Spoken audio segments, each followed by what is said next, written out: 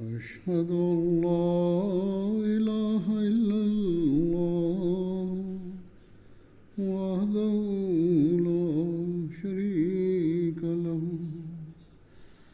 وأشهد أن محمدا عبده ورسوله أما بعد فأعوذ بالله من الشيطان الرجيم بسم الله الرحمن الرحيم الحمد لله رب العالمين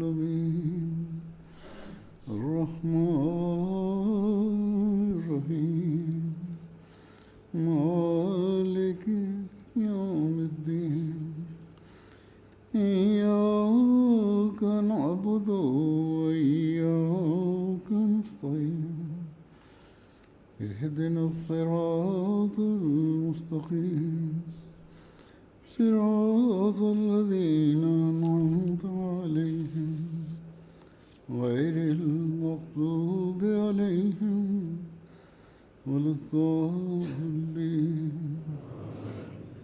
अल्लाह ताला जो तमामु घणो फज़ल ऐं अहसान आहे त जमायत अहमदिया जर्मनी जो जलसो गुज़िरियल हफ़्ते कामयाबीअ सां मुनक़िद थियो. सभिनी खां पहिरियां त असांखे अल्लाह ताला जो शुक्रगुज़ार हुअणु घुरिजे त उन असांखे हिकिड़े वक़फ़े खां पोइ वसी पैमाने ते आम हालात जे मुताबिक़ जलसो मुनक़िद करण जी तौफ़ीक़ अता फ़रमाई. इन ते सॼी इंतिज़ामिया खे बि ऐं जलसे में शामिलु थियण वारनि खे बि अल्लाह ताला जो शुक्र अदा करणु घुरिजे. कारकुननि खे इन ॻाल्हि ते ख़ासि तौर ते अल्लाह ताला जो शुक्रगुज़ार हुअणु घुरिजे त उन्हनि खे हज़रत मसीह मऊद अलैहिस्सलातु वस्सलाम जे महिमाननि जी ख़िदमत जी तौफ़ीक़ ॾिनी.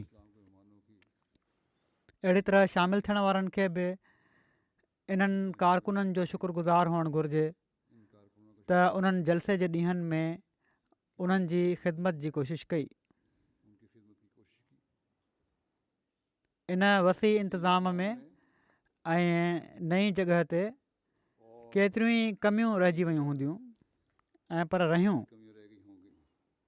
ऐं किन लिहाज़ खां किन महिमाननि खे तकलीफ़ बि बर्दाश्त करणी पई हूंदी ऐं के ॻाल्हियूं जेके मूं ताईं पहुतियूं आहिनि तकलीफ़ूं थियूं बि, पर छो त दीनी मक़सद जे लाइ आया हुआ तंहिं करे उमूमनि महिमाननि को शिकवो शिकायत न कई.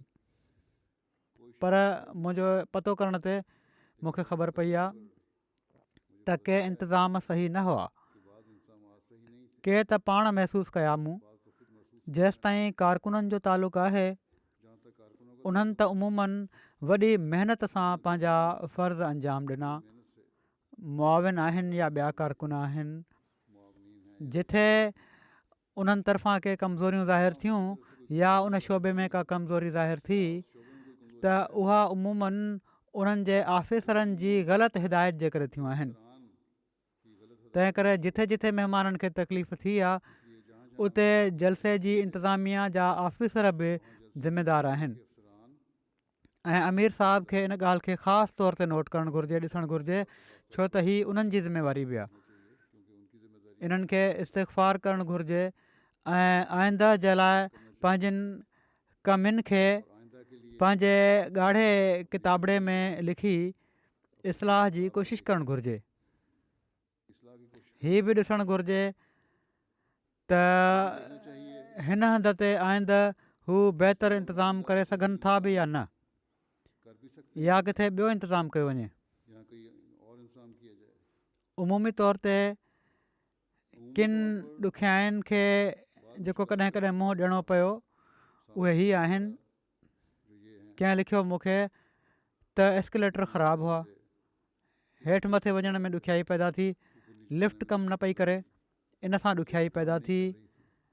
रहाइश त ॾिनी वई पर गुसल खाननि जी ॾाढी कमी हुई या पाणी जो इंतज़ाम सही न हो पानी का इंतजाम सही नहीं था। कार्लसरूए में जॾहिं हिननि जॻह वरिती हुई त उते शुरू में मूंखे ही वठी विया हुआ ही माण्हू, तो वहाँ शुरू में मुझे ऐं मूं ही ॾिठो हुयो ऐं उते उन्हनि खे तवजो ॾियाराई हुयमि देखा था, और वहाँ त गुसल खाननि ऐं पाणीअ जो इंतज़ाम बि सही हुअणु घुरिजे। और पानी का इंतजाम भी सही अहिड़ी तरह आवाज़ खे मूं चेक कयो हो उते मुख़्तलिफ़ जॻहुनि ते बीही, किया था वहाँ। ऐं उहे हॉल नंढा बि हुआ, पर उन जे बावजूदु उते कमी नज़र अचे पई जंहिंखे हल करण जी कोशिशि कई वई ऐं कुझु हद ताईं हल कयो वियो, पर हिते हल कर लिया गया। इन ॻाल्हि खे सही तरह यहाँ न ॾिठो वियो। इस बात को सही तरह मूंखे हिन भेरे से हिन जॻह जो तफ़सील त हिननि न ॿुधायो हो, मुझे इस दफ़ा बसि इसकी तफसील तो तारीफ़ी रिपोर्ट्स मोकिलींदा रहिया त हीअ तमामु भली जॻह आहे। रिपोर्ट्स भिजवाते रहे कि ये बहुत अच्छी जगह है। अहिड़ी तरह कॾहिं कॾहिं ऑफिसरनि जी ग़लति हिदायतुनि जे करे सिक्योरिटी वारा खाम खां के रंडकूं विझंदा रहिया। उमूमी तौर ते त उन्हनि भलो कमु कयो आहे, पर किन जॻहुनि ते इनफ़रादी तौर ते अहिड़ियूं ॻाल्हियूं थियूं ऐं इन ई जे करे लजना पासे लजना खे शिकायत आहे त उते खाधो पहुचाइण में बि ॾुखियाई पैदा थींदी रही। खाना पहुंचाने में भी सिक्योरिटी वारनि खे बि यादि रखणु घुरिजे त सिर्फ़ु उन्हनि जो कमु रोकणु नाहे सिर्फ उनका काम ऐं पर रहनुमाई करण बि आहे, ऐं इन शोबे जी हिकिड़ी अहिड़ी टीम हुअणु घुरिजे जेका महिमाननि खे सहूलियत सां मुयन जॻह ते पहुचाए सहूलत से ऐं उन्हनि जे लाइ सहूलतूं मुहैया करे। और उनके लिए सहूलियात मुहैया करे। अहिड़ी तरह ट्रांसलेशन जे बारे में इसी तरह ट्रांसलेशन लजना तरफ़ां लजना की पहिरें ॾींहुं ॾुखियाई खे मुंहुं ॾियण जी रिपोर्ट मिली दिक्कत का ऐं हीअ मूंखे लजना न ॿुधायो, और ये मुझे ऐं पर असांजे MTA जे ट्रांसलेशन जे शोबे ॿुधायो के शोबे ने त सही तरह ट्रांसलेशन न थींदी रही। बाद में किन महिमाननि शिकवो कयो, बाद में ॿाहिरां आयल महिमान, शिकवा किया त असां ख़ुतबो न ॿुधी सघियासीं ट्रांसलेशन न हुअण जे करे। ट्रांसलेशन ना होने आवाज़ जो मसइलो आवाज़ का मर्दाने हाल में ख़ासि तौर ते रहियो, मर्दाना हाल में ख़ास तौर पर ऐं इन जे लाइ मां जलसे जे दौरान बि तवजो ॾियाराईंदो रहियो आहियां इंतिज़ामिया खे। तवज्जो दिलाता अफ़सर जलसा सालाना ऐं अफ़सर जलसागाह ऐं आवाज़ जे शोबे जा इंचार्ज ही माण्हू जेके आहिनि ही इन जा ज़िम्मेवार आहिनि। ये इसके जिम्मेदार हैं। माण्हू हिते जलसो ॿुधण लाइ ईंदा आहिनि, लोग यहाँ जेकॾहिं उन्हनि खे जलसो ॿुधाइण जो सही इंतिज़ाम न आहे त पोइ जलसे जो कहिड़ो फ़ाइदो आहे। बाक़ी इंतिज़ामी मामलनि में त कमियूं बर्दाश्त थी वेंदियूं आहिनि, में तो कमी पर बर्दाश्त हो जाती जलसो ॿुधण जे इंतिज़ामनि में का कमी बर्दाश्त नथी थी सघे। है। इंतजामात हज़रत मसीह मऊद अलैहिस्सलाम फरमायो आहे हज़रत त ही को मेलो नाहे जिथे माण्हू गॾु थी वञनि, ये कोई मेला नहीं है जहाँ लोग जमा ऐं न मुंहिंजो मक़सदु माण्हुनि खे अहिड़ी तरह गॾु करणु आहे ना मेरा मकसद त पंहिंजी बरतरी ॿुधायां माण्हुनि खे। पर आवाज़ न अचण जे करे किन जॻहुनि ते लेकिन आवाज़ ना आने की वजह से पोइते मेले वारो हाल हो। किन माण्हुनि इन जी वीडियो ठाहे वरिती, बहुत लोगों ने मूं ॾिठियूं आहिनि, वीडियो बना ली। को जलसे जो माहौल नज़र न पियो अचे। कोई मुंहिंजे अंदाज़े जे मुताबिक़ घटि में घटि 7-8 हज़ार माण्हू अहिड़ा हूंदा जन जलसो सही न ॿुधो। अफराद ऐसे होंगे जिन्होंने जलसा सही नहीं सुना। इंतिज़ामिया माण्हुनि खे इन जो ज़िम्मेवार करार ॾिए थी त पाण में ॻाल्हियूं पिया कनि, पर मुंहिंजे वेझो अफ़सर जलसागाह मेरे नज़दीक ऐं साउंड सिस्टम वारा अफसर जलसा का ऐं तरबियत वारा इन जा ज़िम्मेवार आहिनि, और तरबियत वाले ऐं इन्हनि खे इन ॻाल्हि ते गौर करणु घुरिजे। मूंखे त हीअ हालत ॾिसी शर्म आयो, मुझे तो उन्हनि खे बि उमेदु आहे त शर्म आयो हूंदो। जेकॾहिं माण्हू ॻाल्हियूं करे रहिया हुआ त पोइ बि तरबियत जी कमी आहे, ऐं मिशनरी इंचार्ज ऐं मुरबियान इन जा ज़िम्मेवार आहिनि, और मुरब्बी त छो सॼो साल तरबियत नथा कनि कि क्यों सारा साल ऐं माण्हुनि में मजलिसुनि जे तक़दस जो ख़्यालु पैदा नथा कनि। इन्हनि में का ख्याल पैदा नहीं करते उनमें। माण्हुनि ते इल्ज़ाम न हणो। लोगों पर इल्ज़ाम न दें। अहमदी खे त जेकॾहिं तवजो ॾियाराई वञे अहमदी को त उमूमन दिलाई जाए, मुस्बित रद्दमल ॾेखारींदो आहे,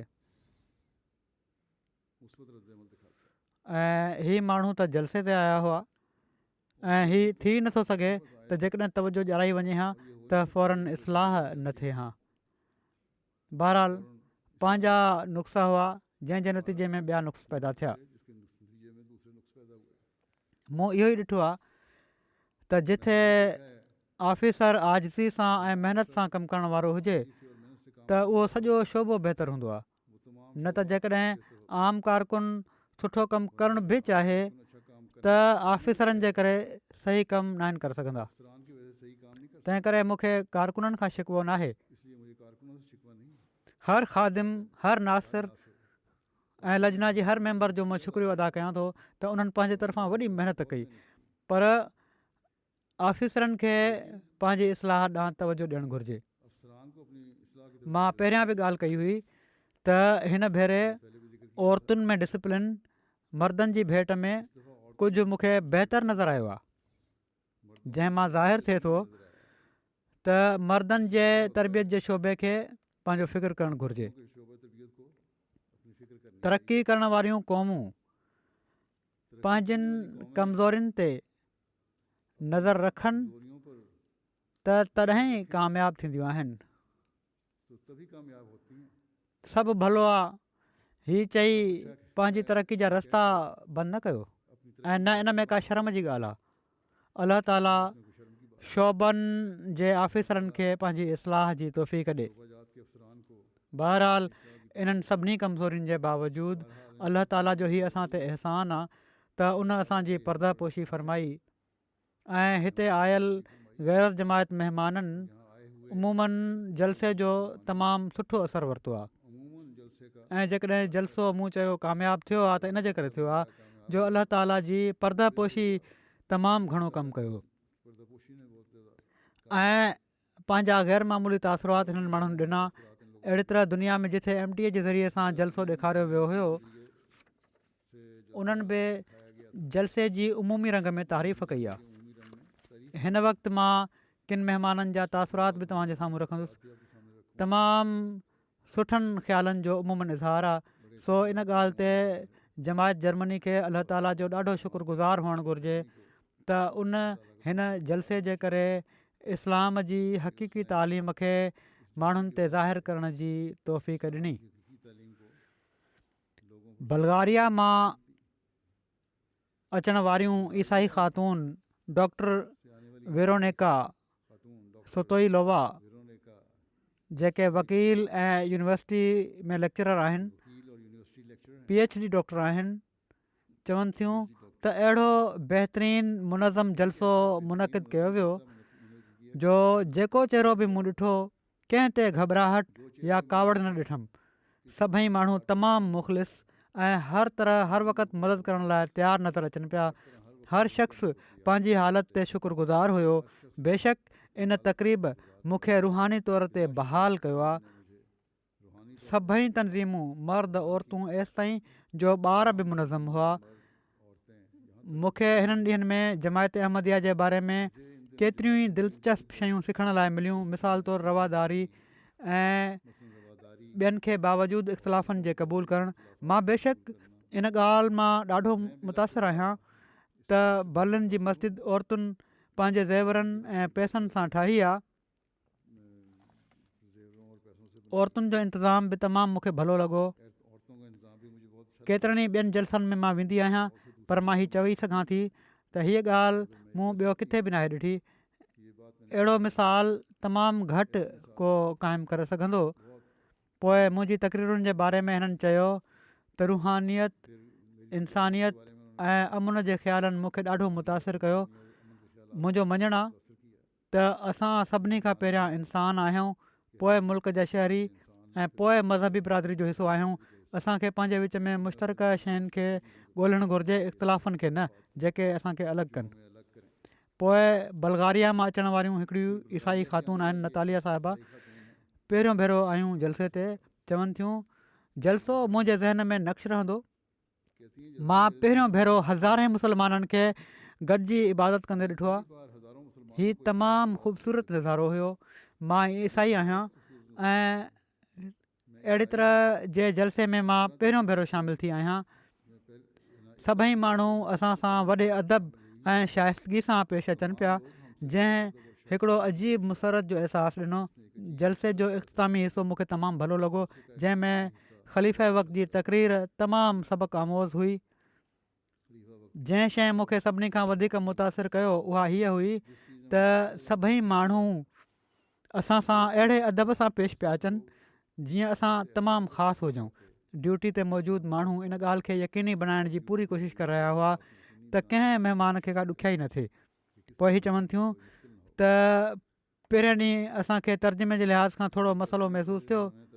उहा शिकायत हिननि तमामु ॻुझनि लफ़्ज़नि में कई आहे, पर इहो ई हुयो त ख़ुतबो न ॿुधी सघियूं हुयूं, जेको बाद में सही थी वियो।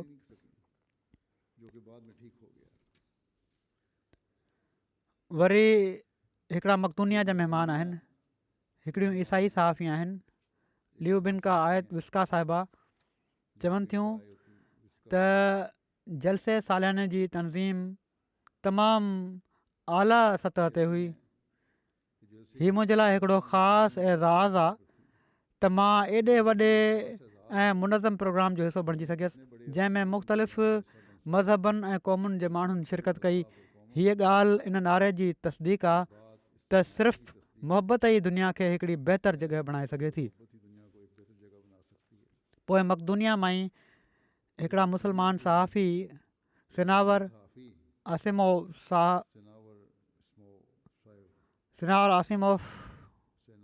सहाफ़ी आहिनि। चवनि था ख़लीफ़े वक़्त जे मुख़्तलिफ़ मौज़ूअनि ते ख़िताबनि मूंखे मुतासिर कयो। मक़दूनिया जे हिकिड़े सहाफ़ी हुअण जी हैसियत सां चवनि था मूंखे जलसे ते केतिरनि ई अहमदी मुस्लमाननि सां ॻाल्हि करण जी तौफ़ीक़ मिली, जन हमेशह मुर्क सां मूंसां ॻाल्हि कई। मां जलसे जी सफ़ाई ऐं सॼी तनज़ीम मां ॾाढो मुतासिर आहियां। तव्हांजो मोटो मुहबत सभिनी जे लाइ नफ़रत कंहिंसां न वाक़ई तौर ते नज़र आयो, ऐं इन ई मोटो सां अमन थी सघे थो। सिर्फ़ु ड्यूटी वारा न, ऐं पर माण्हुनि जा रवैया जेके हुआ उन्हनि बि महिमाननि खे ॾाढो मुतासिर कयो। सिलवाकिया मां अचण वारियूं हिकिड़ियूं ख़ातून टीचर आहिनि मार्टिना साहिबा। चवनि थियूं मां थोराइती आहियां त पहिरियों भेरो जलसे में शामिलु थी आहियां। मां महिमान नवाज़ी जो अहिड़ो मंज़रु ॾिठो आहे जेको ग़ालिबन सॼी दुनिया में नथो मिले। हर हिकु ख़ुशि अख़लाक़ी ऐं हिकिड़े मुर्कंदड़ चहिरे सां मिले पियो। हिन सॼे जलसे मुंहिंजी दिलि ते हिकिड़ो गहरो असरु विधो आहे, ऐं ख़ासि तौर ते बैत ऐं निमाज़ जे दौरान मां पंहिंजे जज़्बात ते क़ाबू न रखे सघियसि। पूरी बैत जी तक़रीब जो दौरान रोंदी रहियसि। इन लम्हे खे मां सॼी ज़िंदगी न विसारींदसि त कहिड़ी तरह सभई अहमदी ख़लीफ़े जे हथ ते हिकु जान थी बैत में शामिलु थिया। अहिड़ी तरह मां अहमदीन जे ख़लीफ़े सां मुलाक़ात खे कॾहिं न विसारींदसि, ऐं हिकिड़े ॾींहं खां पोइ बि मुलाक़ात जो मुंहिंजी दिलि ते असरु आहे। चवनि थियूं मां ज़रूरु इन्हनि सां हिकु दफ़ो मिलणु चाहियां थी, ख़लीफ़े वक़्त सां या माना त मूं सां, ऐं इस्लाम जे बारे में सिधी तव्हां खां मालूमात हासिलु करणु चाहियां थी। हीअ मुस्लमान न आहिनि, पर हिननि ते असरु थियो। सिलवाकिया मां अचण वारा हिकिड़ा महिमान आहिनि अंड्रिस्का साहब, बिज़नेसमैन आहिनि। चवनि था जलसे सालियाने खां अॻु मूंखे इस्लाम जे बारे में का ख़बर न हुई। मुंहिंजी हालति एसि ताईं हुई जो मूंखे लॻे पियो त मुस्लमान मोहम्मद रसूलुल्लाह सल्लल्लाहु अलैहि वसल्लम खे पंहिंजो ख़ुदा मञनि था। नऊज़ बिल्लाह। जलसे में शामिलु थी करे मूंखे इस्लाम जी तालीम, अलाह ताला ऐं रसूलुल्लाह सल्लल्लाहु अलैहि वसल्लम जे असुल मुक़ाम जो तारुफ़ हासिलु थियो, ऐं हीअ बि पतो लॻो त इस्लाम दरअसल हिकिड़ो अमुन पसंदि मज़हब आहे, ऐं हिते ख़ासि तौर ते मीडिया इस्लाम जे बारे में ग़लति तासुरु पेश कंदो आहे। मुंहिंजे लाइ हैरानगी आहे त हीअ सॼे जलसे जो इंतिज़ामु अहमदी पाण कनि था, ऐं केॾे चाह ऐं केॾे जोश ऐं जज़्बे सां महिमाननि जी ख़िदमत कनि था। चवनि था जॾहिं मां ख़लीफ़े वक़्त खे ॾिठो त मुंहिंजी दिलि में अमुन ऐं रूह ते मुस्बित असरु पियो। चवनि था मुंहिंजो पको ईमान आहे त ख़ुदा ताला ई मूंखे हिन जलसे में शामिलु कयो आहे। वरी सलवाकिया मां अचण वारा हिकिड़ा महिमान आहिनि जोधन मार्डन साहब। काफ़ी वॾा वॾा ग्रुप आया हुआ मुख़्तलिफ़ मुल्कनि मां। बड़े ग्रुप आए थे मुख्तलिफ ममालिक चवनि था मां पहिरियों भेरो जलसे सालाने में शिरकत कई आहे। मूंखे अहमदनि जा अख़लाक ऐं महिमान नवाज़ी ॾिसी वॾी ख़ुशी महसूसु थी आहे। जलसे सालाने ते मूंखे केतिरियूं ॻाल्हियूं सिखण लाइ मिलियूं। मुझे बहुत बातें सीखने को मिली। मुसलमान ऐं ख़ासि तौर ते अहमदी अमुन पसंदि ऐं पंहिंजी तालीम ते अमल करण वारा आहिनि। जमायत जेका एग्ज़िबिशन तयारु कई हुई उहा ॾाढी पसंदि आई ऐं मूंखे इस्लाम ऐं उनजी ख़ूबसूरत तालीम जे बारे में घणो कुझु सिखण लाइ मिलियो। के बारे में बहुत कुछ सीखने को मिला। अहमदनि जे ख़लीफ़े अहमदियों के खलीफा इन जे बारे में मूं ॾिठो आहे त हर अहमदी उन्हनि सां ॾाढो प्यारु करे थो ऐं हू बि अहिड़ो भाईचारो ऐं प्यारु दुनिया में घटि नज़र अचे थो। एग्ज़िबिशन जे बारे में सर्बिया ऐं बोस्निया जा जेके नक्शा ठाहिया विया हुआ उन जे बारे में मुंहिंजो ख़्यालु आहे ग़ालिबनि सर्बियनि खे शिकवो बि आहे त असांजो नक्शो सही नाहे ठहियो। हिकिड़ो ठाहियो वियो हुयो उते नुमाइश वारनि खे ॾिसी वठणु घुरिजे। उहो अल्बानिया जा हिकिड़ा महिमान प्रोफेसर डॉक्टर जेब शकौरती साहिबु जेके faculty of natural science Tarana university में प्रोफेसर आहिनि, पंहिंजी घरवारी सां गॾु आया हुआ। चवनि था जलसो तमामु अज़ीम शान हो। मुसलमान आहिनि ही। चवनि था मां 10 सालनि खां रोज़ो रखंदो आहियां ऐं इस्लाम जे ॿियनि हुकमनि जी बि तामील कंदो आहियां जेतोणीकि सभिनी जे न। हिते मूं इस्लाम ॾिठो आहे जलसे में। ॿियनि मुसलमाननि खां तव्हां वटि वाज़े फ़र्क़ु ख़िलाफ़त आहे ऐं इन जे करे तव्हां वटि इतिहाद बि आहे।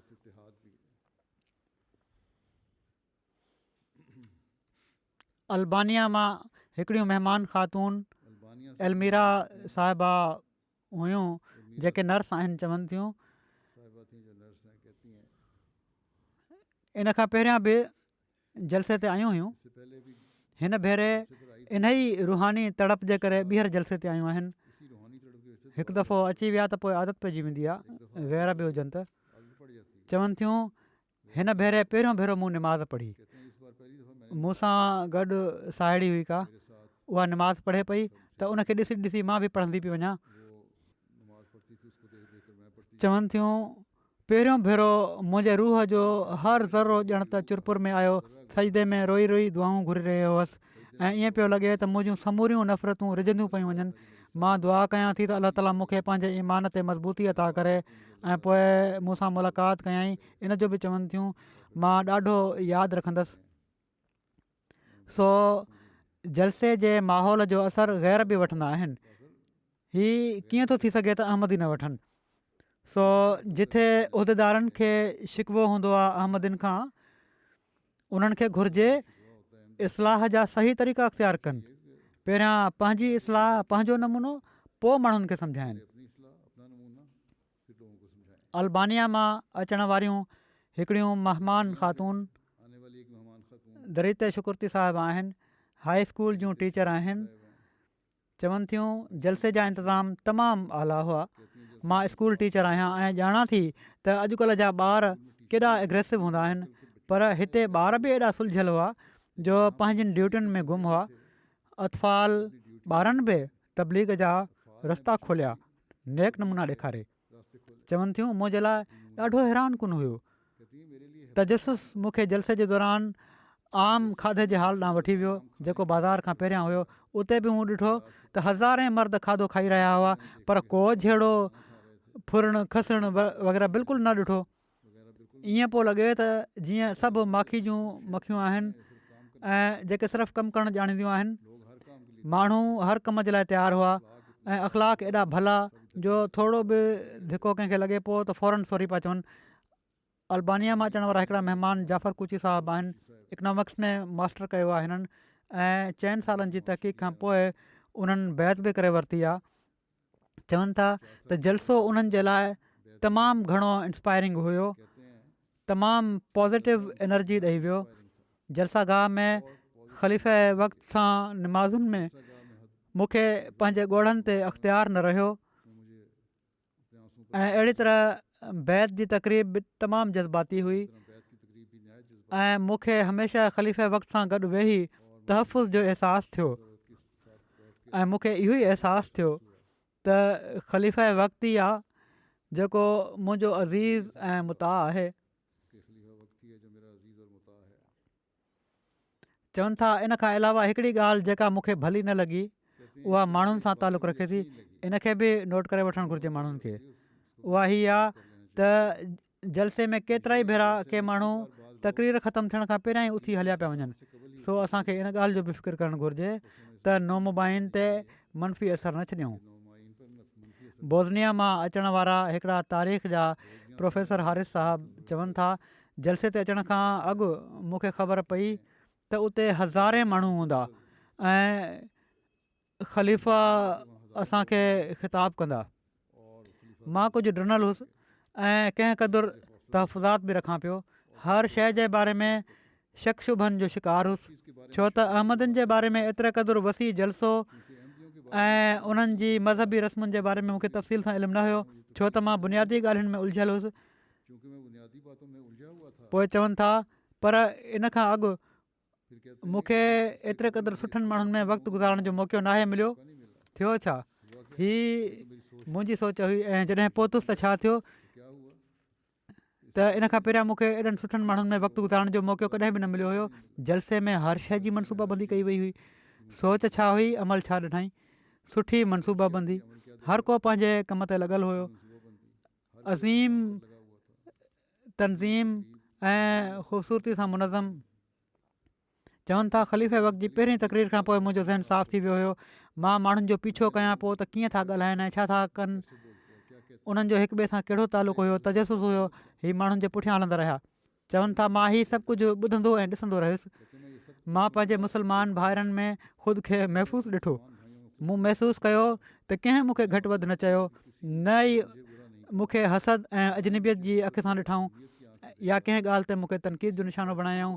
इन्हनि सभिनी ॻाल्हियुनि में जेका ॻाल्हि मुंहिंजे लाइ क़ाबिल रश्क ऐं मुमताज़ हैसियत रखे थी, जंहिंजो तजुर्बो मूंखे पंहिंजी ज़िंदगी में इन खां अॻु न हुयो, उहा ख़लीफ़े वक़्त सां मुलाक़ात हुई। पर मूंखे सुकून महसूसु थियो जीअं मुंहिंजी पुठि तां को पथर किरी पियो हुजे। मां परेशान हुउसि पर हाणे मां बेफ़िक्र थी वियो आहियां। मां मुतमिन मोटां पियो थो ऐं बेशक इल्म सां मालामाल, नवनि ऐं सुठनि माण्हुनि सां मालामाल आहियां जिन सां मिलियो आहियां। बोज़निया मां अचण वारियूं हिकिड़ियूं ख़ातून इंदिरा हैदर साहिबा जेके रेड क्रॉस जूं सेक्रेटरी आहिनि, चवनि थियूं मूंसां मुलाक़ात जो ज़िक्र करे रहियूं आहिनि त मुलाक़ात फ्रैंकफर्ट में थी हिननि सां ऐं ॾाढी पुरमसरत रही ऐं इन लाइ त तव्हां सुठियूं ॻाल्हियूं कयो था। साम्हूं ॿुधण जो मौक़ो मिलियो मूंखे ख़लीफ़े वक़्त खे। जमायत अहमदिया ऐं ह्यूमैनिटी फस्ट मुख़्तलिफ़ ॾुखियाईनि जे बावजूदु चवनि थियूं असांजे मुल्क में जंहिं इख़लास सां ख़िदमत ख़ल्क़ जो कमु कनि पियूं थियूं, हिते अची मूंखे यकीन थी वियो आहे त हिननि जे रज़ाकारनि में इंसान ज़ात जो एतिरे क़दुरु मुख़लिस ख़िदमत जे जज़्बे जो असुलु सबबु ख़िलाफ़त आहे ऐं हक़ीक़त इहा ई आहे। ऐं पोइ चवनि थियूं त दुनिया जे मुख़्तलिफ़ हिसनि मां मुख़्तलिफ़ इंसाननि खे जमायत अहमदिया केतिरे क़दुरु वहदत जी माला में पोइ छॾियो आहे। मूं महसूसु कयो त हिननि सॼी इंसान ज़ात खे उमत वाहिदा बणाइण में ऐं दुनिया खे बहितर बणाइण ख़ातिर पंहिंजो किरदारु अदा करण जे सिलसिले में तजुर्बे मूंखे बाहिमत बणिजण में मुंहिंजी सम्झ खे गहरो करे छॾियो आहे। मुंहिंजे सम्झ खे गहरो करे छॾियो आहे। हिन मौक़े न सिर्फ़ु मूंखे मुस्लमान हुअण ते फ़ख़ुरु महसूसु करण जी तक़वीत बख़्शी आहे ऐं पर मूंखे इंसानी हमदर्दी जी कोशिशुनि ऐं बैनुल मज़ाहिब मकालमे जे फ़रोग़ में वधीक शामिलु थियण जी तरग़ीब ॾिनी आहे। बोस्निया मां अचण वारियूं हिकिड़ियूं ख़ातून महिमान आहिनि अमीना साहिबा। चवनि थियूं रज़ाकारनि जी तनज़ीम तमामु भली हुई। औरतुनि जे हिसे में तर्जुमे जे मसइले जे करे असां किन प्रोग्रामनि जी पैरवी न करे सघियूंसीं, छो त औरतुनि जे हिसे में को तर्जुमो न हुयो। जेका शुरू में मूं ॻाल्हि कई हुई उनजी हीअ बि तस्दीक कनि पियूं थियूं। ख़लीफ़े वक़्त जी तक़रीर जो तर्जुमो मुंहिंजे लाइ असांजी औरतुनि जे ग्रुप लीडर कयो। हीअ ॻाल्हि मूंखे पसंदि आई त हमेशह प्रोग्राम जी शुरूआति क़ुर शरीफ़ जी तिलावत ऐं तर्जुमे सां थींदी हुई ऐं चवनि थियूं मूंखे ख़लीफ़े वक़्त जी नसीहत त मुस्लमान पंहिंजो पाण खे घणी खां घणी तालीम ॾियनि ऐं पंहिंजे इल्म खे अमली जामो पाराइनि। इहो ई वाहिद रस्तो आहे जंहिंसां उमत जा मौजूदा हालात मटे सघजनि था।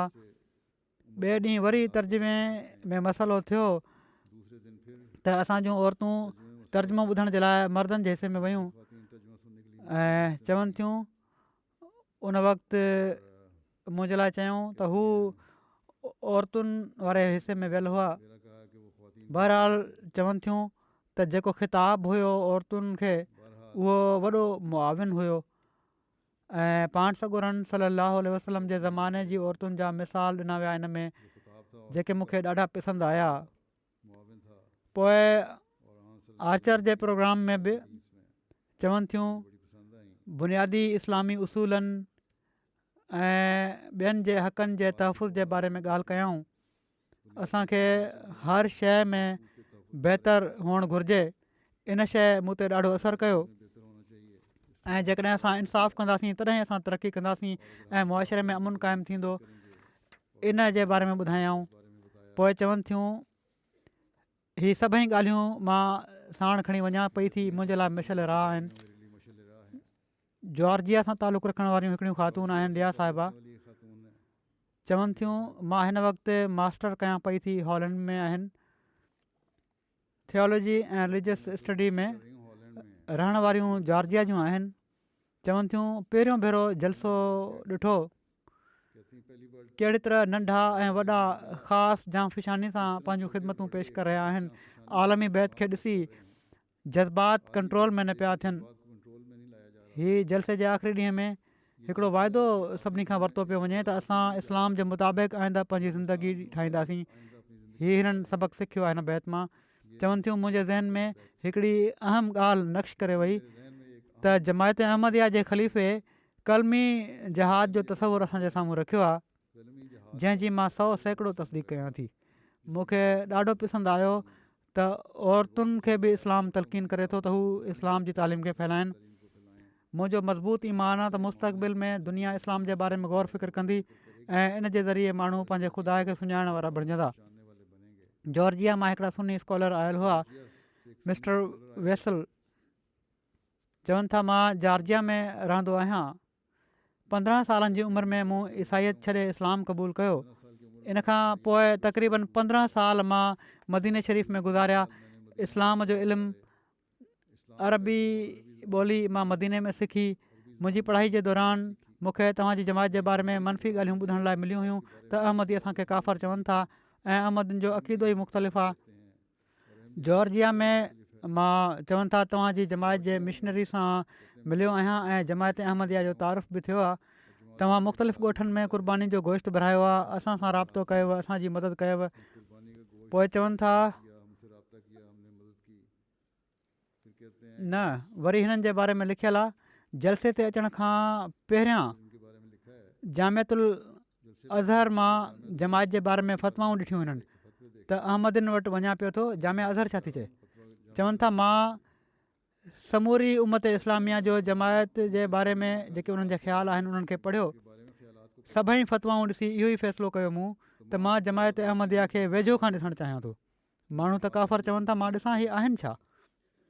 पोइ जलसे में अची जमायत खे वेझो खां ॾिसी चवणु लॻा त जमायत अहमदिया यकीनन इस्लाम जो हिसो आहे। वधीक चवनि था त मां ख़लीफ़े जे ख़िताबनि खे गौर सां ॿुधो। इन नतीजे ते पहुतो आहियां त तव्हां माण्हुनि खे काफ़र चवणु बिल्कुलु ग़लति आहे। तव्हां बि ॿियनि फ़िरक़नि वांगुरु इस्लाम जो हिकिड़ो फ़िरक़ो आहियो। आप भी दूसरे चवनि था मां ख़लीफ़े जो ॾाढो क़दुरु कयां थो। मुंहिंजे ज़हन में केतिरा ई सुवाल हुआ जेके जलसे जे सवालात 3 ॾींहंनि में मुख़्तलिफ़ निशिस्तुनि में हल थिया। तव्हांजी जमायत ऐं तव्हांजे बानी जे बारे में तफ़सील सां ॻाल्हि करण जो मौक़ो मिलियो। वापसि जॉर्जिया वञी तव्हांजी जमायत जे मुख़्तलिफ़ किताबनि जो मुतालियो शुरू कंदुसि। मूंखे तव्हां सां मिली ख़ुशी थी। वरी कोसोवो मां अचण वारा महिमान जेके ऑफिशियल डायरेक्टर ऑफ एजुकेशन आहिनि म्यूनिसिपलिटी इकॉन जा चवनि था जलसे जे ॾींहंनि में मां लेक्चर ॿुधा, ॻाल्हियूं सिखियूं। मुंहिंजी यादाश्त में हमेशह नक्श रहंदियूं। मां कोसोवो में पंहिंजे दोस्तनि ऐं साथियुनि खे हिन जलसे जे हवाले सां ॿुधाइण जे लाइ बेचैन आहियां। ख़ासि तौर ते मां ख़लीफ़े वक़्त जी बयानु कयल तालीमुनि ते अमल कंदुसि। इन खां अलावा मां ऐं मुंहिंजे साथियुनि जेका ग़ैर मामूली ऐं मुहबत सां भरियल महिमान नवाज़ी जो तजुर्बो कयो आहे उहो असांजी दिलनि में हमेशह रहंदो। अल्लाह तव्हां सभिनी खे जाम ख़ुशियूं ॾिए। वरी चवनि था कोसोवो मां अचण वारा हिकिड़ा महिमान आहिनि, उन जी शाहिरी साहब लिजान यूनिवर्सिटी जे मेयर जी काबीना जा अॻुवान आहिनि। चवनि था मुंहिंजे लाइ ग़ैर मामूली ऐं वाक़ई मुतासिर कुन तजुर्बो हुयो। मां ख़लीफ़े वक़्त जे ख़िताबनि ऐं ॿियनि तक़रीरुनि खे ॿुधो ऐं दिलचस्प ऐं मुतासिर कुन मालूमात जो ख़ज़ानो हासिलु कयो जेको हमेशह मूं सां गॾु रहंदो। चवनि था इन ॻाल्हि ते ज़ोर ॾियणु चाहियां थो त हिन तजुर्बे मूं ते गहरो असरु छॾियो आहे।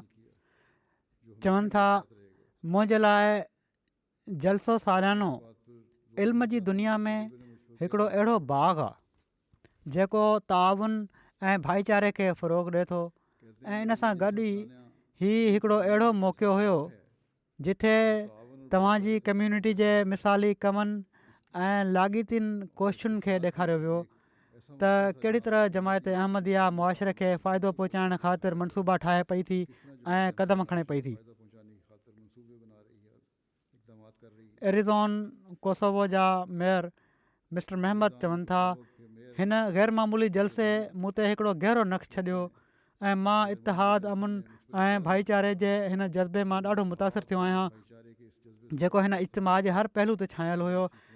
तक़रीब दौरान तक़रीरूं तमामु उम्दा हुयूं, ख़ासि तौर ते ख़लीफ़े वक़्त जी तक़रीर मुंहिंजे लाइ हैरत अंगेज़ ऐं ईमान अफ़रोज़ हुई। मां हाणे इस्लाम खे सही माना में सम्झी चुको आहियां। मूंखे इंतिज़ामिया जी महिमान नवाज़ी जी तारीफ़ बि करणु घुरिजे ऐं सभिनी तमामु भली महिमान नवाज़ी कई। ताजिकिस्तान मां अचण वारा हिकिड़ा दोस्त आरज़ू करीम साहब चवनि था हीअ दोस्त अरबी ऐं ताजिक ॿोली में महारत रखनि था ऐं जामिया अज़हर मां तालीम याफ़्ता आहिनि। केतिरनि ई अरबी किताबनि जो ताजिक ॿोली में तर्जुमो बि करे चुका आहिनि ऐं केतिरनि ई ताजिक किताबनि जा मुसनिफ़ बि आहिनि। उन्हनि चयो त मां जलसे खे तमामु गौर सां ॿुधो ऐं माण्हुनि खे ॾिठो ऐं जमायत अहमदिया जी उन्हनि वसफ़ुनि जो ज़िक्र कंदुसि जेके हाणे ॿियनि दीनी जमायतुनि में ख़तमु थी रहियूं आहिनि ऐं उहे अहमदनि जा आला अख़लाक आहिनि। सो तमामु आला अख़लाक ॾेखारणु घुरिजनि हर अहमदी खे। मां केतिरनि ई इस्लामी फ़िरक़नि में तहक़ीक़ कई आहे। जेकॾहिं बाक़ी सभई फ़िरक़ा हिन वक़्तु इस्लाम ते 100% अमल पैरा आहिनि त हीअ जमायत इस्लाम जी तालीमात ते 99% अमल पैरा आहे। हिकिड़े बुक स्टॉल ते मुख़्तलिफ़ ॿोलियुनि में लिटरेचर तव्हांजी तबलीगी काविशुनि जो सबूत आहे। चवनि था मां राब्तो रखंदुसि ऐं वधीक जमायत जे बारे में ॼाणणु चाहींदुसि। मां कंहिंखां नथो डिॼां सवाइ ख़ुदा जे ऐं ख़लीफ़े वक़्त सां मुलाक़ात बि मूंखे तमामु भली लॻी। मां उन्हनि सां ख़लीफ़े वक़्त जी इन ॻाल्हि सां इतफ़ाक़ कंदुसि त असुलु कमज़ोरी असां माण्हुनि में आहे ऐं असां हर वक़्तु हुकूमत ऐं रिजीम खे पारां ताड़ींदा रहंदा आहियूं। चवनि था मुंहिंजी ॿीहर मुलाक़ात मां उमेदु कंदुसि त ॿीहर मुलाक़ात थिए ऐं मां फ़ाइदो वठां।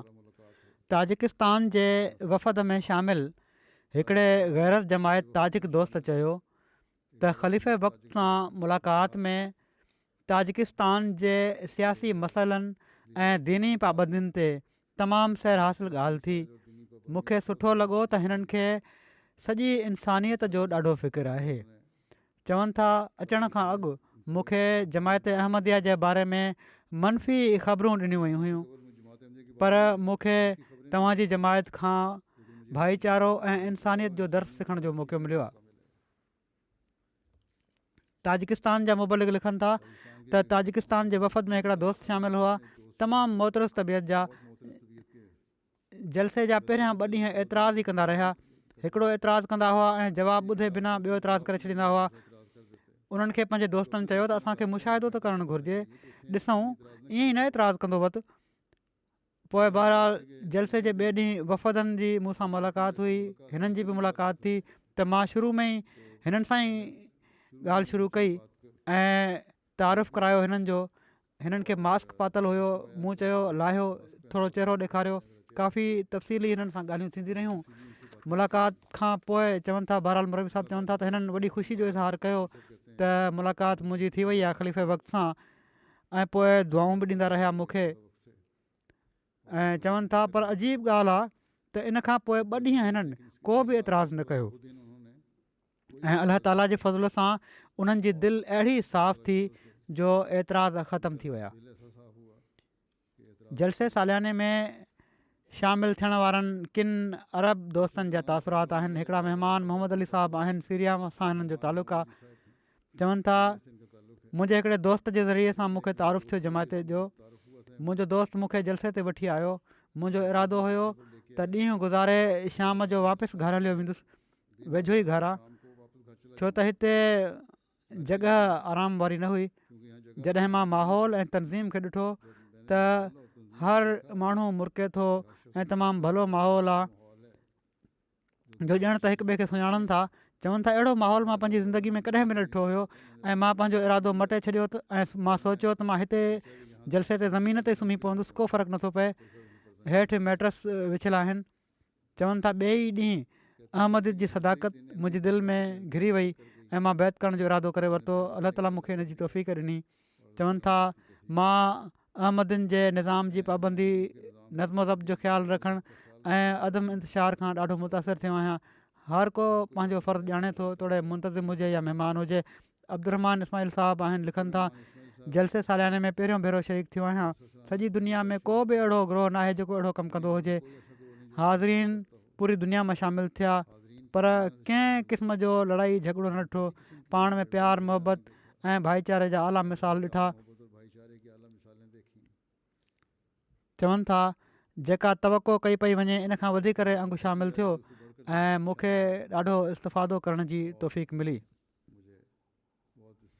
अब्दुल्ला इज़त अकेलवी साहबु मिस्र मां आहिनि, फ़िज़िक्स में मास्टर कर रहिया आहिनि अॼुकल्ह फ्रांस में। चवनि था फ़िज़िक्स में हर शइ खे शक जी नज़र सां ॾिठो वेंदो आहे, इन लाइ हर शइ में शक करणु मुंहिंजी तबियत जो हिसो बणिजी वियो आहे। मां बैत त काफ़ी वक़्तु पहिरियां कई हुई ऐं जमायत ऐं ख़िलाफ़त सां तालुक़ बि हुयो, पर आहिस्ते आहिस्ते ॿियनि मामलनि खां अलावा जमायत जे बारे में बि शक पैदा थी विया ऐं मां जमायत खां परे थियणु लॻुसि। चवनि था हिन साल जलसे सालियाने जर्मनी में शामिलु थियण जे लाइ हाज़िर थियुसि त रजिस्ट्रेशन में कुझु देरि थी वई ऐं रजिस्ट्रेशन जी शिकायत इहा ई हुई त रजिस्ट्रेशन टाइम ते न पई थिए ऐं माण्हुनि खे ॾाढी ॾुखियाई खे मुंहुं ॾियणो पियो। पर बहरहाल हिननि खे हिन लेट थियणु फ़ाइदो ॾेई छॾियो ऐं उहो अहिड़ी तरह जो चवनि था त जॾहिं मां पहुतो आहियां तॾहिं ख़ुतबो शुरू थी चुको हुयो ऐं जॾहिं मां जलसा गाह में दाख़िलु थियुसि त ख़ुतबे जा जेके लफ़्ज़ मुंहिंजे कननि में पिया उहे ई हुआ त जेकॾहिं इंसानु हर ॻाल्हि ते बदज़नी करणु लॻी पए त शायदि हिकु घड़ी बि दुनिया में न गुज़ारे सघे। हीअ हज़रत मसीह मौद अलैहिस्सलाम जो इक़्तिबास मां पढ़ी रहियो हुउसि। हू पाणी बि न पी सघे त शायदि हिन में ज़हर न मिलियलु हुजे, शहर जूं शयूं न खाई सघे त हिननि में हलाक करण वारी का शइ न हुजे, पोइ कीअं थो हू ज़िंदा रही सघे। चवनि था हीअ लफ़्ज़ ॿुधंदे ई मां अंदरां लुॾी वियुसि। ईअं लॻो त जीअं मुंहिंजो हिन वक़्तु जलसा गाह में अचणु ख़ुदा ई तक़दीर हुई, छो त पहिरियों जुमिलो ई मुंहिंजी बीमारी जो इलाजु हुयो त जीअं ही मूंखे मुखातिबु करे चयो पियो थो वञे। चवनि था हीअ का इतफ़ाक़ी ॻाल्हि नथी थी सघे जंहिंजो मुंहिंजी दिलि ते गहरो असरु थियो ऐं ख़ुदा ताला जे फज़ल सां शक ऐं बदज़नियूं ख़तमु थी वियूं। अल्हम्दुलिल्लाह जो ख़ुदा ताला जलसे सालियाने में शमूलियत जे करे मूंखे शकनि ऐं बदज़नियुनि खां निजात ॾिनी। हीअ वाक़ियो उन्हनि मूंखे पाण बि ॿुधायो आहे। कैमरून मां इमाम साहबु आयल हुआ, उतां जा इमाम आहिनि, चीफ इमाम कैमरून जा, दुआला शहर जा ऐं 2 रीजन्स जे उलमा कौंसिल जा चेयरमैन बि आहिनि, गैर जमायत आहिनि। चवनि था मां पहिरियों भेरो शामिलु थियो आहियां एॾे वॾे प्रोग्राम में। मुंहिंजे लाइ वॾी हैरानगी जी ॻाल्हि आहे त जलसे सालियाने में मुख़्तलिफ़ रंगनि जा माण्हू सभई ख़ुशी सां मिलिया ऐं पाण में सभई हिकिड़ी फैमिली जे माण्हुनि वांगुरु प्यार ऐं मोहबत सां मिलिया ऐं 3 ॾींहंनि में मूंखे कंहिं बि क़िस्म जो कोई झेड़ो नज़र न आयो। पोइ चवनि था नुमाइशुनि में वञी ॾाढो इल्म में वाधारो थियो ऐं मां जमायत जी ख़िदमतुनि मां ॾाढो मुतासिर थियो आहियां। पोइ चवनि था इमाम जमायत जा ख़िताब तमामु पुरहिकमत हुआ, इस्लामी तालीमुनि जी बहितरीनु अकासी कनि पिया। औरतुनि सां ख़िताब मूंखे ॾाढो मुतासिर कयो। जेकॾहिं असां सभई हिननि सुनहरी हिदायतुनि जे मुताबिक़ ज़िंदगी गुज़ारणु शुरू करे ॾियूं त हीअ ज़िंदगी जन्नत बणिजी वञे। पोइ चवनि था जलसे जे दौरान इमाम जमायत जो गैर जमायत महिमाननि सां ख़िताब इस्लामी तालीमुनि सां भरियलु हुयो। इमाम जमात अहिड़ी तालीम पेश कई जो हर मुस्लमान खे पंहिंजे दीन ते फ़ख़ुरु करणु घुरिजे। असां सभिनी खे अमली तौर ते इन तालीम खे सॼी दुनिया जे साम्हूं पेश करणु घुरिजे। ऐं हिन वक़्तु अलाह ताला जमायत अहमदिया जे ख़लीफ़े खे बहितरीनु इस्लामी तालीमूं दुनिया जे साम्हूं पेश करण जे लाइ बीहारियो आहे। ऐं चवनि था बाक़ी जेके तक़रीरूं हुयूं उन्हनि सां बि मुंहिंजे इल्म में ॾाढो वाधारो थियो आहे, बाक़ी आलिमनि जी तक़रीरुनि सां बि। वरी चेक रिपब्लिक मां हिन भेरे पहिरियों भेरो हिकिड़ा रिटायर्ड प्रोफेसर डेनियल साहब शामिलु थिया। चवनि था मुंहिंजो जलसे सालियाने जो पहिरियों तजुर्बो आहे। सभु केतिरनि ई शयुनि मूंखे ॾाढो मुतासिर कयो। हिकिड़ो ही त निमाज़ जे वक़्तु मूं ॾिठो त ख़लीफ़े वक़्त सां जमायत जा दोस्त जंहिं अंदाज़ में निमाज़ पढ़ी रहिया हुआ, ईअं महसूसु थिए थो त ख़लीफ़े वक़्त जे साह सां गॾु हू साह खणनि पिया था, ॼण त हू हिकु वजूद बणिजी विया आहिनि। मां दुनिया में केतिरनि ई क़ौमुनि मज़हबनि ऐं माण्हुनि खे ॾिठो आहे, अहिड़ी तरह जी यकजहती ऐं एको अॼु पहिरियों भेरो ॾिसण लाइ मिलियो आहे, जंहिंखे ॾिसी दिलि ॾाढी ख़ुशि थी। पोइ वधीक चवनि था त दुनिया में वॾियुनि खां वॾियुनि नुमाइशुनि में बि वञण जो मौक़ो मिलियो आहे।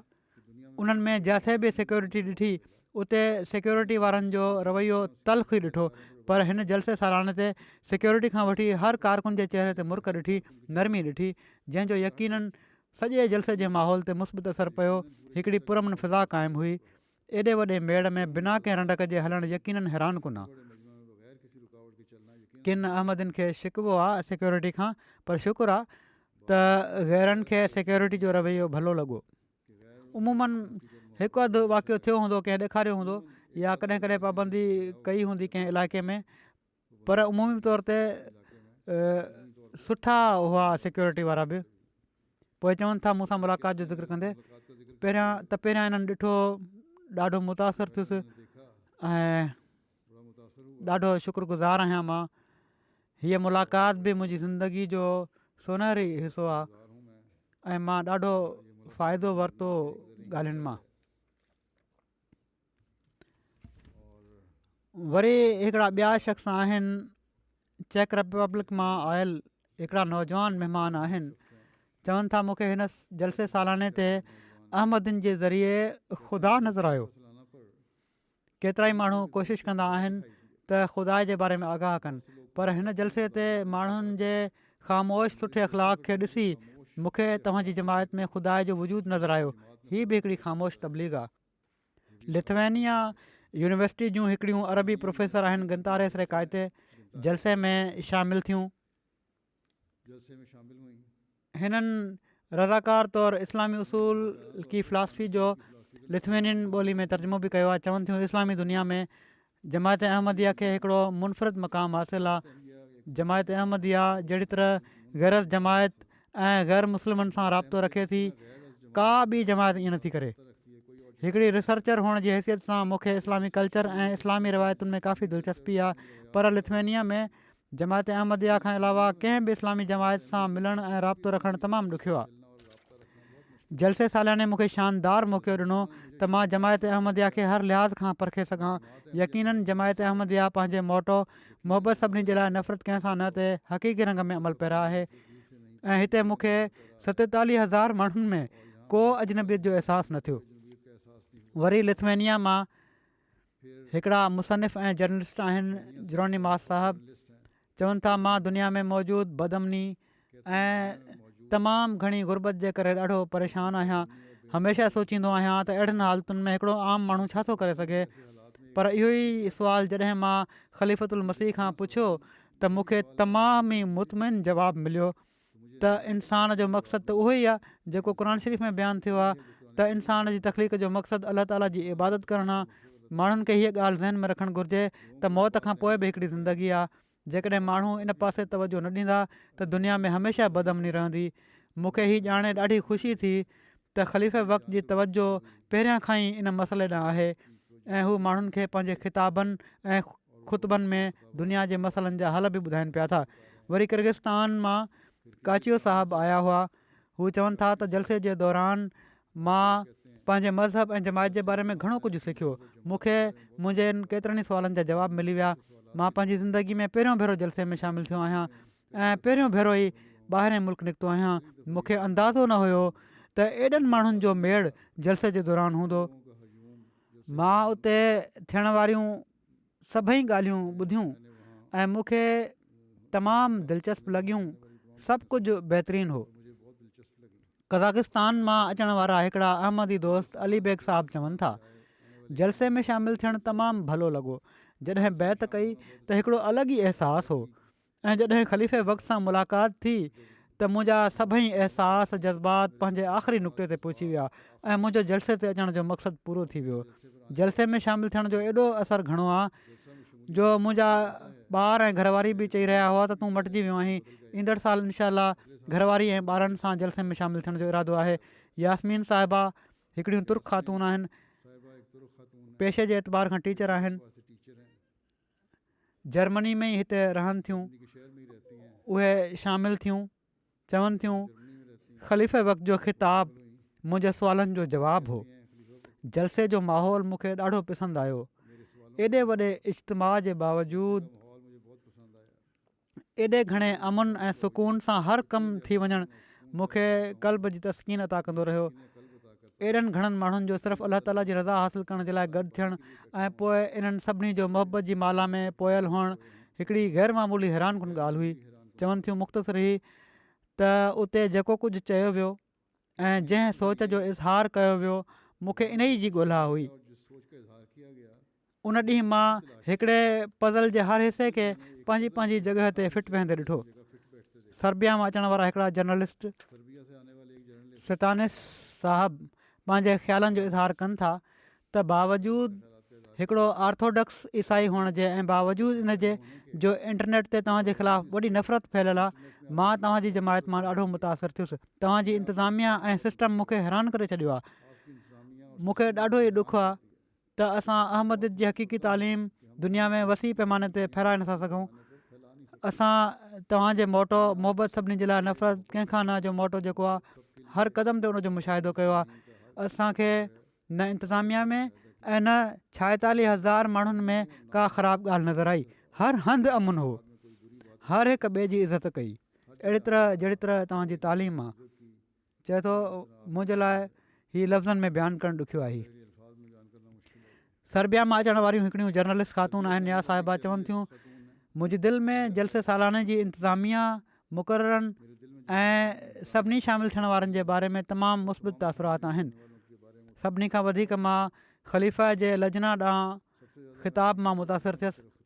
अहिड़ी तरह मां इंतिज़ामिया जी तमामु घणी थोराइती आहियां।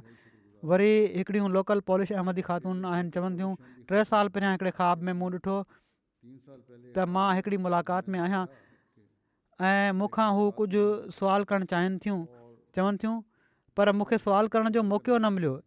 इन ते चवनि थियूं मां ॾाढो परेशान थियसि। सुवाल मुंहिंजो तमामु ज़रूरी हुयो, पर चवनि थियूं हिन भेरे जलसे सालाने जर्मनी में शामिलु थियसि ऐं मुलाक़ात जो मौक़ो मिलियो त मूंखे उहो सुवाल करण जो मौक़ो मिलियो ऐं हिकिड़ो तमामु मुतमिन करे छॾण वारो जवाब बि मूंखे मिली वियो ख़लीफ़ा तरफ़ां। इन खां पोइ मूंखे हिकिड़ी अजीब सिकीनत हासिलु थी। मां तमामु घणी थोराइती आहियां। हिकिड़े जर्मन महिमान गोंदामोवा साहब चयो मां इस्लाम मज़हब खे क्रिटिकल नज़र सां ॾिसंदो आहियां, पर मां पोइ बि ख़लीफ़े जे ख़िताब खे वॾी तवजो सां ॿुधो आहे। एसि ताईं जो ख़लीफ़े जेके हवाला पंहिंजे ख़िताब में बयानु कया हुआ मां उन्हनि खे बि चेक कयो आहे। एॾी गहराई सां माण्हू ॾिसंदा आहिनि की त क़ुर शरीफ़ जूं जेके आयतूं कोट कयूं हुयूं मूं किथे उहे ग़लति त न आहिनि, सिर्फ़ु ॾेखारण जे लाइ त न आहिनि। वञी क़ुर शरीफ़ चेक कयो अथई। चवनि था मां तस्लीम करण ते मजबूर आहियां त ख़लीफ़े जो ख़िताब ॿुधी मूंखे ॾाढी हैरानगी थी त ख़लीफ़े अमन ऐं भाईचारे ते एॾो ज़ोर ॾिनो आहे। बेशक ख़लीफ़े तमामु भलो ख़िताब कयो। मां ही बार बार चवण ते मजबूर आहियां त मुंहिंजी हैरानगी जो तव्हां अंदाज़ो नथा लॻाए सघो, छो त इस्लाम जी हिकिड़ी अमन पसंदि तस्वीर ॾेखारी आहे तव्हां, जेका हिते उमूमन नज़र नथी अचे। यकीननि इस्लाम जे बारे में मुंहिंजे नज़रिए में अॼु तमामु घणो वाधारो थियो आहे, छो त इन खां पहिरियां मां इस्लाम खे अमन जो मज़हब बि तसवुरु न पियो करे सघां ऐं इस्लाम जी अमन जी तालीमात जो मूंखे इल्मु न हुयो। मां अॼु खां पहिरियां ख़लीफ़े जो लजना सां ख़िताब मर्दाना हाल जी स्क्रीन ते ॾिठो। मूंखे ख़बर न हुई त हीअ ख़लीफ़ा आहिनि, पर मां ॾाढो मुतासिर थियुसि इन ख़िताब खे ॿुधी बि। ऐं जॾहिं महिमाननि जी स्टेज ते आया ख़लीफ़ा तॾहिं मूंखे ख़बर पई, तॾहिं मूंखे ॾाढी ख़ुशी थी त मां डायरेक्ट तव्हांखे ॿुधंदुसि।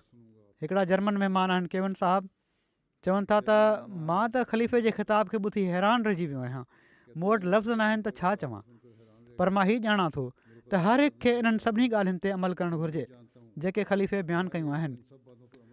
ऐं ख़लीफ़े मुल्क जे बारे में जेका ॻाल्हि बयानु कई उहा तमामु ज़रूरी आहे। इन जी कमी जर्मनी में तमामु घणी आहे।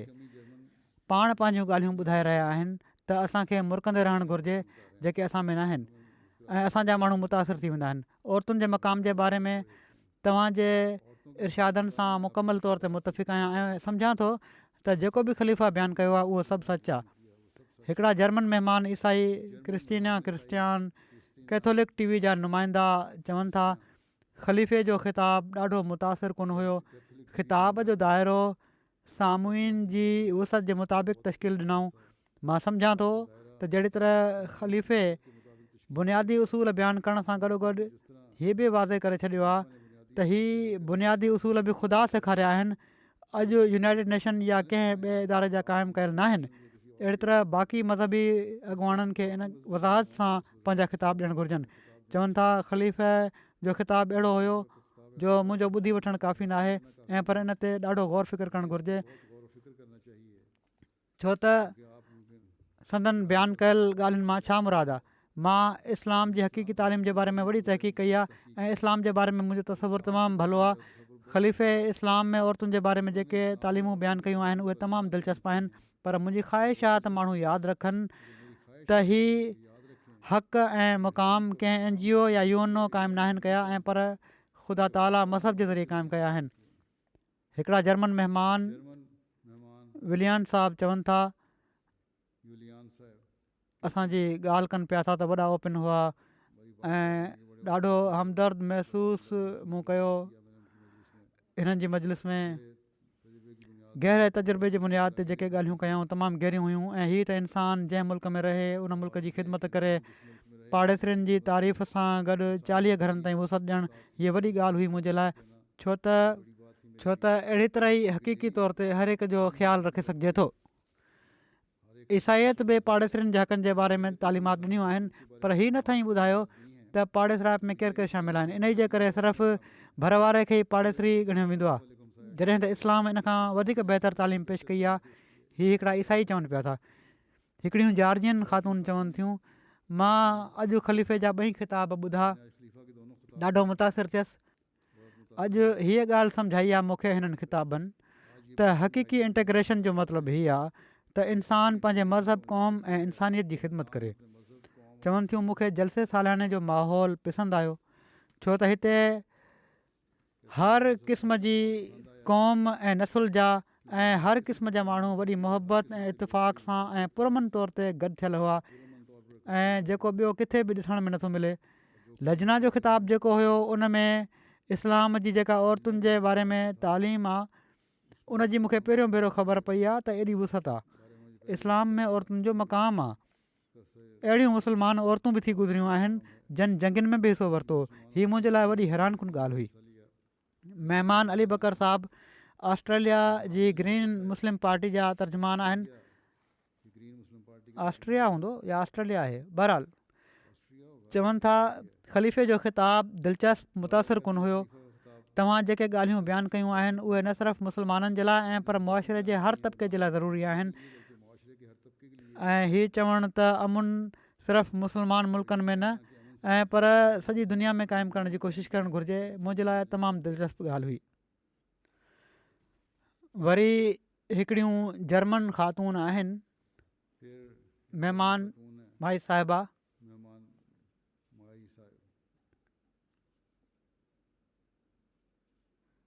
हीअ मुस्लमान न हुयूं, इन जे बावजूदि उते एहतराम जे लाइ रओ पाए वेठियूं हुयूं। चवनि थियूं मां ईसाई आहियां ऐं ख़लीफ़े जे ख़िताब दौरान मूंखे महसूसु थियो त असांजो पाण में फ़र्क़ु सिर्फ़ु मामूली आहे, असां रलिजी पुरमन तरीक़े सां रही सघूं था। मां ॾाढो मुतासिर थी आहियां। ख़िताब दौरान मुंहिंजी दिलि ते ई एॾो असरु थियो जो मुंहिंजूं अखियूं आलियूं थी वियूं। उन्हनि औरतुनि जे बारे में जेके तालीमूं बयानु कयूं आहिनि इन मां ज़ाहिर थिए थो त इस्लाम औरतुनि खे जेके हक़ ॾिए थो उहे ई आहिनि जेके बयानु थिया उन्हनि जी तक़रीर में, ख़लीफ़े जी तक़रीर में। जेके ॿियूं कम्यूनिटीज़ बयानु कनि थियूं। मां ख़ुदि जलसे सालाने ते मुशाहिदो कयो आहे त हिननि तालीमुनि ते अमल बि कयो वञे थो, सिर्फ़ु तालीम नाहे। चवनि थियूं हिननि जूं ॻाल्हियूं सिधो दिलि खे छुहण वारियूं हुयूं ऐं मां हिते माण्हुनि खे रोअंदे बि ॾिठो आहे ॻाल्हियूं ॿुधी। जलसे ते 7 मुल्कनि जे 39 माण्हुनि बैत जी बि तौफ़ीक़ हासिलु कई जेके हिननि ॾींहंनि में मुतासिर थिया। ऐं हिकिड़ियूं महिमान सर्बिया मां अचण वारियूं महिमान उर्दिश साहिबा आहिनि। चवनि थियूं जलसो सालियानो सॼे दुनिया जे अहमदी मेंबरनि खे गॾु करण वारी आलमी तक़रीब आहे। सभिनी खां वधीक बैत जी तक़रीब मूं ते रुहानी ऐं जज़्बाती असरु विधो आहे। पहिरें लम्हे खां असां सभिनी हिक ॿिए जे कुल्हनि ते हथ रखे छॾिया। मूंखे हिकिड़ो बि लफ़्ज़ सम्झ न पियो अचे, पर जेको कुझु बि चयो पियो वञे उहो कहिड़ी तरह मुंहिंजे जिस्म ऐं दिमाग़ मां गुज़रियो ऐं ॾकणी तारी थी वई, जेका मूंखे रूहानी तौर ते अलाह ताला जे वेझो वठी वई। बैत जे करे मूंखे ॻोढ़ा अची विया हुआ। हिकिड़ा तुर्क नौजवान जानमर्द साहिबु हैम्बर्ग में आहिनि। चवनि था हिन जलसे में शामिलु थी मूं मुशाहिदो कयो आहे त हज़रत मसीह मऊद अलैहिस्सलातु वस्सलाम अहमदिन जी दिलनि में इस्लाम जी फ़तह जे लाइ हिकिड़ी न विसण वारी बाहि ॿारे छॾी आहे। जानमुर्द साहिबु जलसे जे ॾींहुं आख़िरी ॾींहुं तहरीरी बैत करण खां बाद मुंहिंजे हथ ते बि बैत कई। ही हालात हुआ इन्हनि जा किन माण्हुनि जा जेके बयानु कया मूं। जलसे जर्मनी में मीडिया कवरेज बि अलाह ताला जे फज़ल सां वॾी सुठी थी। 4 TV चैनल में ARD, RTL, video TV, SWR इन्हनि TV चैनल्स जे ज़रिए सां चवनि था 41 मिलियन माण्हुनि ताईं ख़बर पहुती जमायत जे जलसे जी। अख़बारनि जर्मनी जी 11 अख़बारनि मुख़्तलिफ़ ख़बरूं ऐं आर्टिकल शाया कया। इन जे ज़रिए सां बि 50 मिलियन खां वधीक माण्हुनि ताईं जमायत जो पैगाम पहुतो ऐं जलसे जी ख़बर पहुती। रेडियो जेके रेडियो स्टेशन आहिनि, ही 5 रेडियो स्टेशन ख़बरूं नशर कयूं। इन्हनि जे ज़रिए बि चवनि था 14 मिलियन माण्हुनि ताईं पैगाम पहुतो। ऑनलाइन मीडिया कवरेज जे ज़रिए 2 मिलियन माण्हुनि ताईं पैगाम पहुतो। ऐं टोटल अंग अखर जेके आहिनि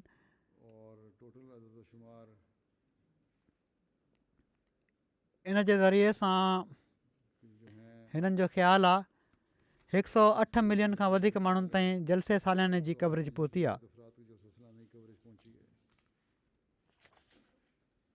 ऐं अलाह ताला बहरहाल अलाह ताला इन जा बहितर नतीजा बि पैदा करे आईंदा बि।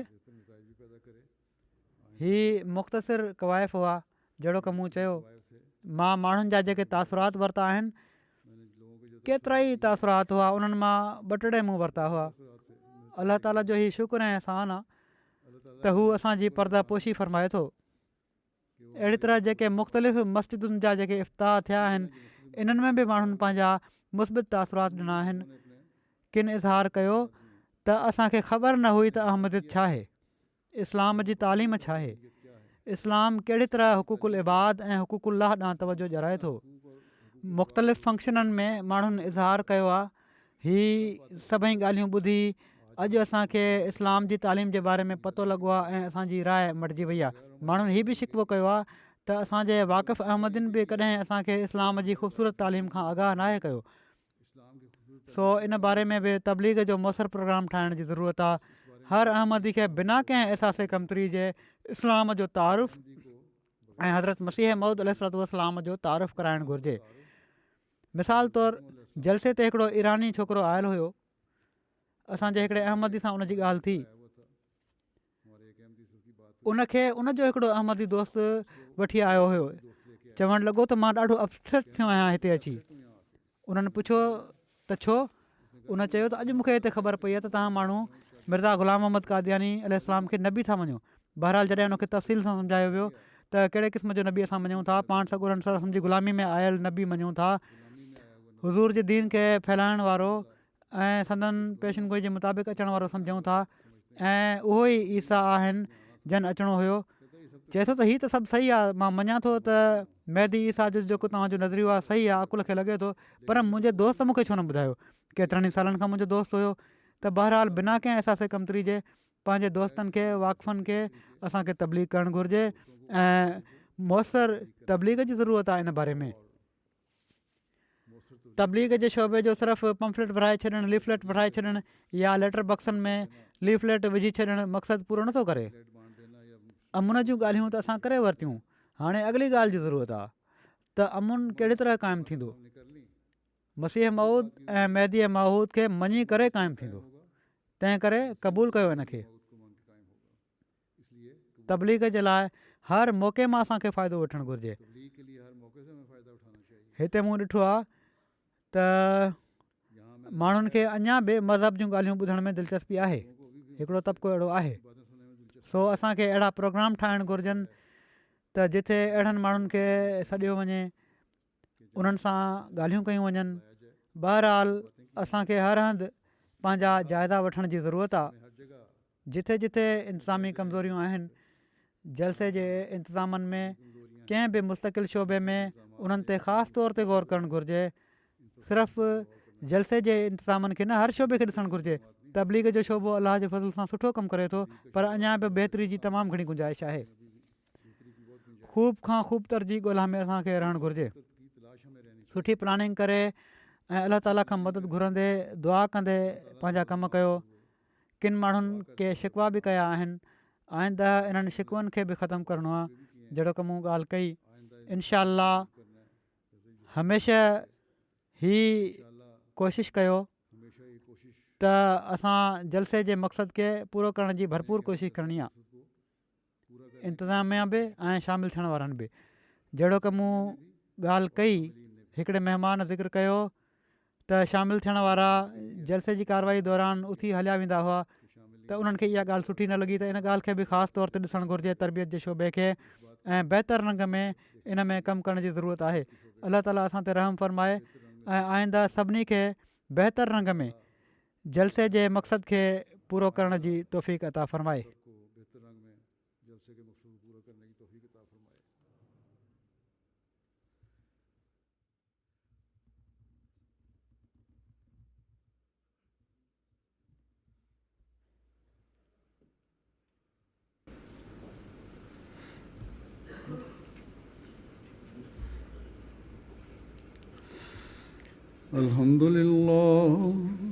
Alhamdulillah nahmaduhu wa nasta'inuhu wa nastaghfiruhu wa nu'minu bihi wa natawakkalu alayhi wa na'udhu billahi min shururi anfusina wa min sayyiati a'malina.